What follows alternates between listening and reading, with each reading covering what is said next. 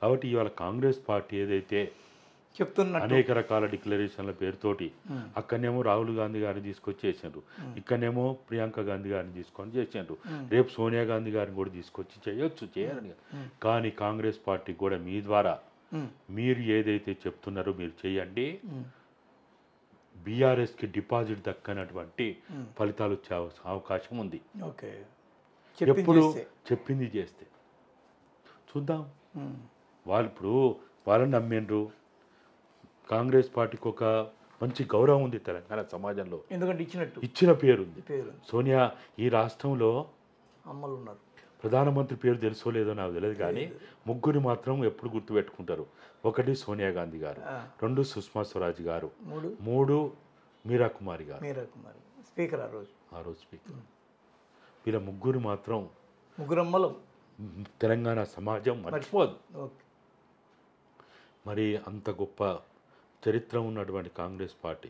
Sir నాది ఒక question sir మీద నేను విన్నది ఏంటంటే, అందరూ అంటుంటారు కానీ రాజశేఖర రెడ్డి వల్లే తెలంగాణ మళ్ళీ ఉద్యమం పుట్టింది, చిన్నారెడ్డి లాంటి 40 మందిని అక్కడికి పంపించి ఆ తర్వాత ఆయన చాలా అదిమిస్తే అది ఎదిగింది, ఆయన పోయిన తర్వాత మళ్ళీ తిరిగి తెలంగాణ వచ్చింది అని అంటారు. రాజశేఖర రెడ్డికి తెలంగాణకి మీరు ఏదైనా ఒక సంబంధాన్ని గుర్తుపెట్టారా ఇట్లాగా? అస్సలు వాస్తవం కాదు. మీరు చెప్పిన 40 మంది ఏదైతే చెప్తున్నారో అది మొత్తం మేమే చేసింది. Okay okay. అప్పుడు 1999లో రెండవసారి చంద్రబాబు నాయుడు గారు ముఖ్యమంత్రి అయిన తర్వాత వీళ్ళు కరెంటు సమస్య మీద ఇక్కడ ఏది ఓల్డ్ ఎమ్మెల్యే కోటాస్, ఇప్పుడు అది న్యూ అయింది అనుకోండి, అక్కడ నిరాహార దీక్ష పూనుకున్నారు.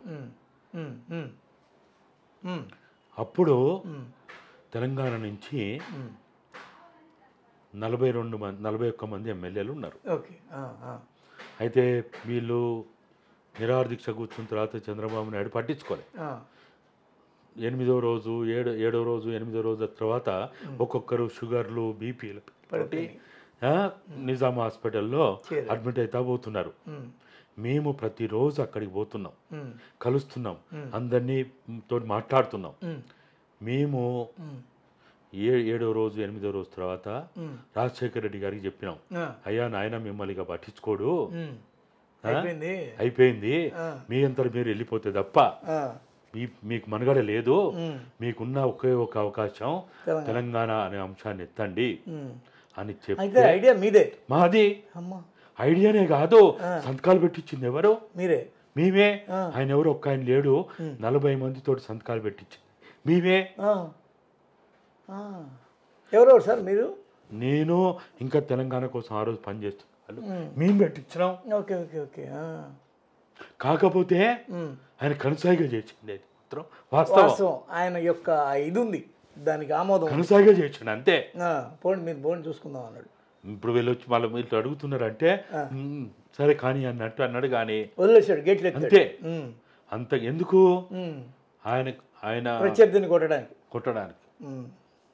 ఓకే.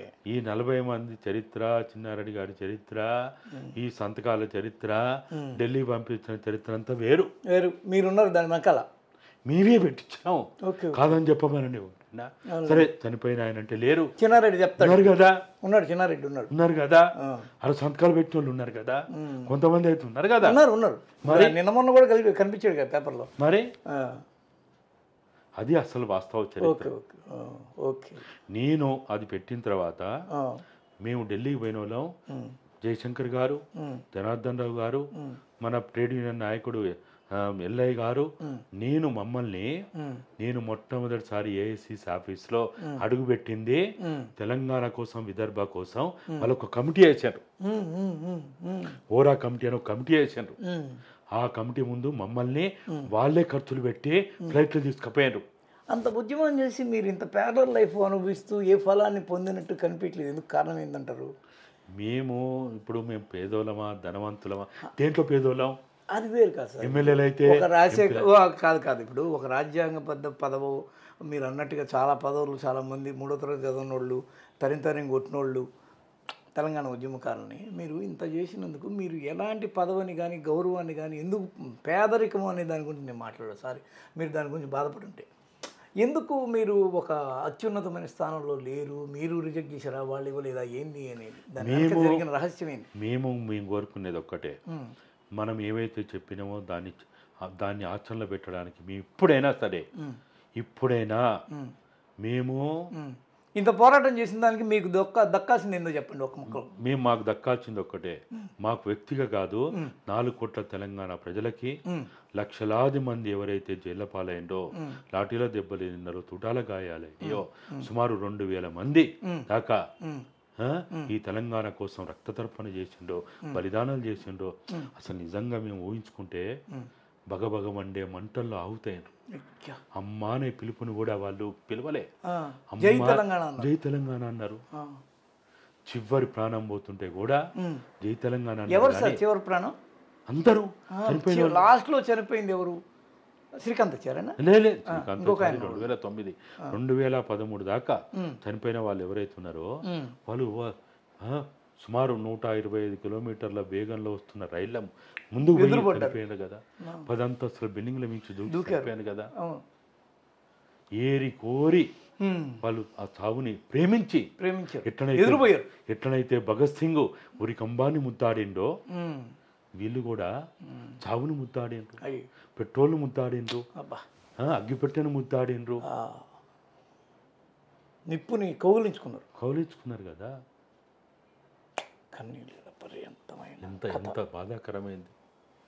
ఎంత బాధాకరమైంది. వాళ్ళు అసలు ఇవాళ నేను ఉదయం కూడా చెప్పిన, అమరుల యొక్క కాలి గోటికి కూడా మనం సమాధానం కాదు, మేము కూడా కాదు. అవును వాళ్ళే కాదు. ప్రాణం అంటే తేలిక కాదు కదా సార్, ఇవ్వడం అంటే మామూలుది కాదు కదా, మామూలు విషయం కాదు. సమిధను ఒక్కటి ఆహుతి ఇవ్వడం అంటే ఇదే. ఏది సమిధలు ఏది, వాళ్ళకు విలువేది, వాళ్ళ ఇదేది, వాళ్ళ కథ ఏది, వాళ్ళ చరిత్ర ఎక్కడ రాశారా లేదా, పెద్ద విషయం అది. ఇవాళ బయట అక్కడ పెట్టాల్సింది శ్రీనివాస యాదవ్ ఫ్లెక్సీలో, నాగేందర్ ఫ్లెక్సీలో, కేటీఆర్ కవితమ్మ ఫ్లెక్సీలో ఇటువంటి భేదవాళ్ళు, దరిద్రులు, మూర్ఖులు, దుష్టులు వీళ్ళు ఫోటోలు కాదు పెట్టాల్సింది, బయట పెట్టాల్సింది. మొత్తం సెక్రటరియట్ ముందైనా మొత్తం ఆ రోడ్లన్నీ పెట్టాల్సింది ఎవరి అమరవీరుల ఫోటోలు పెట్టాలి, వాళ్ళ కుటుంబాలకు సంబంధించిన చరిత్ర ఫోటోలు పెట్టాలి. ఏంది, ఎంత బాధాకరమైంది. ఇందుకోసమేనా తెలంగాణ తెచ్చుకున్నది? అయినా మాకు ఒక విశ్వాసం ఉంది, నమ్మకం ఉంది, ఇటువంటి పాలకులు కొంతకాలమే ఉంటారు, ఎల్లకాలం ఉండరు. వీళ్ళు ఒక 5 ఏళ్ళు 10 ఏళ్ళు ఉంటారు, ఒక 1 లక్ష కోట్లు 2 లక్షల కోట్లు వేసుకొని పోతావు కావచ్చు, కానీ తెలంగాణ స్వాస్థ్యం కదా. అంతే కదా. బ్రిటిష్ వాడు 200 ఏళ్ళు 300 ఏళ్ళు ఉన్నా ఎప్పటికైతే ఉండలే కదా, లేదు వెళ్ళిపోయాడు. నిజాము ఒక 100 ఏళ్ళు 200 ఏళ్ళు ఉన్నా ఎప్పటికి లేడు కదా. కేసీఆర్ కుటుంబం, కల్వకుంట కుటుంబ చరిత్ర కూడా అంతే. రేపు రానున్న చరిత్ర ప్రజల చరిత్ర కావాలనేదే మా కోరిక, అంతకంటే ఎక్కువ కోరిక లేదు.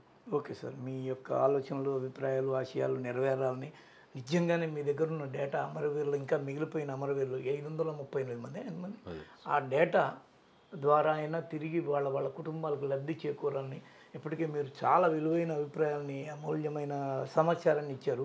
ఈ డేటా మొత్తం ప్రభుత్వ అధికారులు కావచ్చు, ప్రభుత్వం కావచ్చు సేకరించి సార్ని వచ్చి అడిగి తీసుకొని వాళ్ళకి తిరిగి న్యాయం చేయడమే నిజమైన స్థాపన, ఆత్మ బలిదానం తగిన గౌరవం, నివాళి కూడా.